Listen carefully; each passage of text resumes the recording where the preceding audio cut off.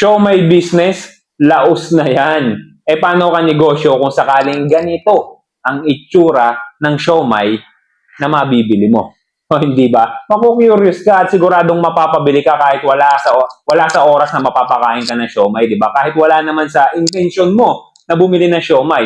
Kapag ganyan ang itsura ng siomai na makikita mo, talagang kahit hindi ka nagugutom, sigurado ako na bibilin mo yung kanegosyo. Bakit? Kasi kwela. Bakit? Kasi kakaiba. Ganyan na po ang itsura ng mga siomai na ino-offer ngayon sa merkado kasi nga po, noon sumikat yung siomai.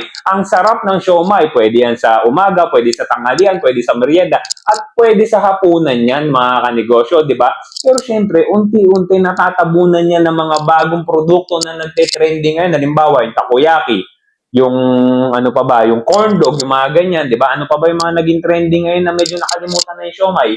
Pero syempre kung ikaw negosyante ka at katulad ng mga negosyante na napapanood nyo ngayon dito, hindi nila basta-basta hahayaan na lang na mamatay yung kanilang pinaghirapang negosyo at pinagbuhusan ng effort, hindi ba? Kaya syempre mag-iisip sila ng paraan kung paano ba ulit magte-trending sa social media at tangkilikin ulit ng mga tao yung kanilang nasimulang negosyo. At ito nga po yung naisip nila. Pasarapin yung siomai at gawing kakaiba yung ino-offer nilang siomai. O, di ba? Dambuhalang siomai, mga kanegosyo. Iba't ibang kulay ng siomai at iba't ibang flavor ng siomai. Hindi po ba? Kung gusto mo ng ganyang klase ng business, dito mo po yan matatagpuan. Kasi naghahanap sila ng mga resellers na talagang po pwedeng makipag-collaborate sa kanila at nang sa ganon, makapagtayo ka ng sarili mong business gamit yung mga produkto na ino-offer nila.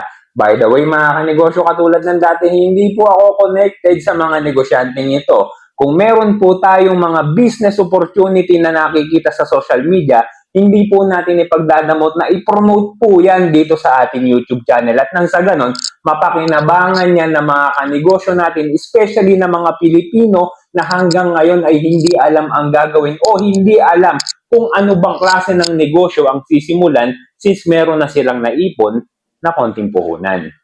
Ito lang ang maipapayo ko sa inyo, mga kanegosyo. Kung sakali na nag-decide ka na mag-start ka ng siomai business mo, pag-aralan mo kung paano ka makakapag-create or makakapagluto ng isang katerno ng siomai mo na talaga namang tatangkilikin ng tao. Yung Java rice mo, kanegosyo. Pag-aralan mo kung paano pasarapin ang pagluto ng kanin mo. Dahil yan ang pinakamasarap na katerno ng siomai, di ba, mga kanegosyo? Tapos yung toyo, yung sausawan na gagawin mo at yung chili garlic mo, di ba? Paano mo yan pasasarapin? Alam mo, napakadami kong tutorial sa YouTube. Ako, unti-unti akong nai-involve sa pagluluto at talaga namang lahat ng pangangailangan ko, lahat ng gusto kong malaman, sa YouTube ko lang kinukuha. Kaya sigurado ka negosyo, diyan mo rin malalaman kung paano ba talaga ginagawa yung pinakamasarap na Java rice na kinakailangan mo iterno sa siomai mo. Katulad na lang na naisip nitong isang negosyanteng to, pwede niya naman yan ternohan na lang ng pangkaraniwang kanin. Pero bakit ayaw niyang gawin, di ba? Kasi ang mga tao, visual yan. Kapag ka nakita nila na may kulay yung kanin na isuserve mo sa kanila, syempre unang-una iisipin nila, sulit dito. Nako talaga, ganito lang ang presyo niya pero naka-siomai ka na naman malalaki, naka-Java rice ka pa, ang sarapan ng sausawan, komportable pa yung kakainan mo. Diba? Yan ang pinakaunang maiisip o pinakaunang bagay na papasok sa isip ng mga magiging customer mo. Diba? Tapos ganun lang ang presyo mo, pero hindi nila alam na mura lang yung puhunan mo dyan. Maliit lang yung puhunan mo dyan. Kasi pinag-aralan mo lang naman talaga kung paano yung pasasarapin nang hindi mo kinakailangan ng mga mamahaling recados. Ganyan po ang ibig ko sabihin ka negosyo. Nang sa ganun, mas malaki yung advantage mo kumpara sa mga kumpara sa mga kakompetensya mong negosyo, nakaparehas mo rin ang ginagawang business, hindi ba?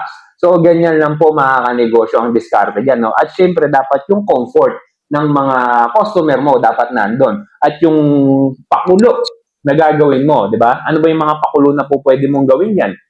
So, halimbawa, ganyan, di ba? Merong ka siomai, iserve mo siya sa magandang lalagyan.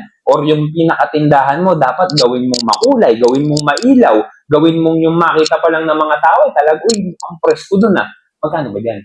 mura lang pala dito, tara dito na lang tayo kumain. O, di ba? Pagkatapos mag-entertain ka ng mga vlogger, kahit yung mga wannabe vlogger, kahit yung mga feeling vlogger, i-entertain mo yan kanegosyo, kahit wala pang followers yan, i-entertain mo yan kasi napakalaki ng pwedeng maibigay na tulong sa inyan pagdating sa pagpo-promote ng negosyo mo. Isipin mo mga kanegosyo, free marketing yan. Kahit sabi mong hindi pa sikat yung vlogger na yan, merong mga kaibigan yan, merong mga Facebook friends yan na maaaring mapanood yung video na i-upload nila sa social media nila. Kaya huwag kang magiging salbahe sa mga yan, mga kanegosyo, di ba?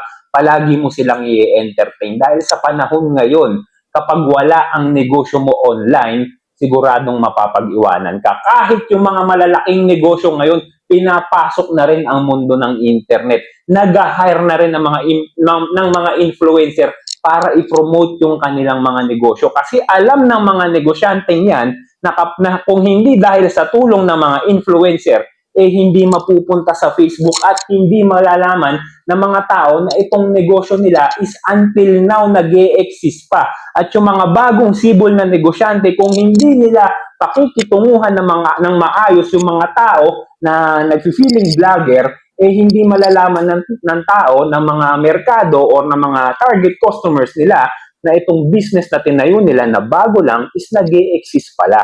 Diba? Kaya mga ganyan mga kanegosyo, hayaan mo lang na mag-take ng pictures yung mga tao, gawin mong Instagrammable yung itsura ng negosyo mo, yung itsura ng tindahan mo. Maglagay ka sa pader kung saan pwede silang mag-picture-picture doon, di ba? Pagandahin mo yung mga kabataan ngayon, game na game sa ganyan, magpo-post sila ng mga ganyan, di ba? Pero sa background doon, nakasulat yung pangalan ng negosyo mo, di ba? Sa ganyang kasimpleng bagay, mga kanegosyo, simple marketing and free marketing yan, mga kanegosyo, para sa business mo. Isa lang ang paalala ko sa inyo mga kanegosyo na kung sakaling mag-iisip kayo ng mga promo or ng mga pakulo para i-promote yung inyong business, sisiguraduhin ninyo na hindi aaray yung bulsa ng negosyo ninyo. Ano? So wag nyo nga hayaan na lahat na lang ng kinikita ng business ninyo or iski galing sa sarili mong bulsa yung pang-promote ng business mo, wag mo nga hayaan na doon lang palagi mapunta. Kinakailangan as much as possible ka negosyo, kung gagastos ka man, very minimal lang. Or as much as possible, hindi ka gagastos at all. Hindi ba? So maraming paraan yan mga kanegosyo kung gusto mo makipag-collaborate, maraming tinatawag na X-deal. Or po pwede naman, ikaw na lang ang maging vlogger ng sarili mong negosyo, hindi ba? Mag-post ka ng mag-post sa social media.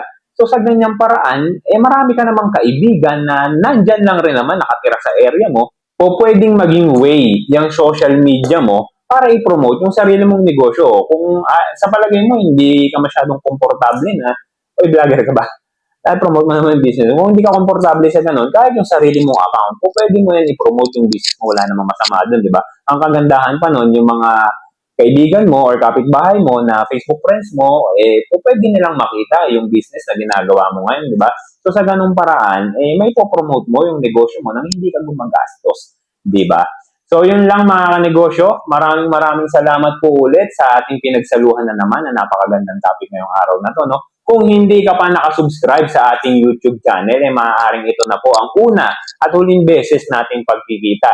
Kaya kung gusto mo pang mapanood yung mga future vlogs natin and contents natin, siguraduhin mo lang na naka-like, follow, and share ka at nakasubscribe ka sa ating YouTube channel para mapanood mo pa yung mga susunod na pag-uusapan natin. Siyempre walang iba patungkol sa pagnenegosyo. Once again, ako nga po ulit si Mark Salazar at kita-kita ulit tayo sa susunod na video.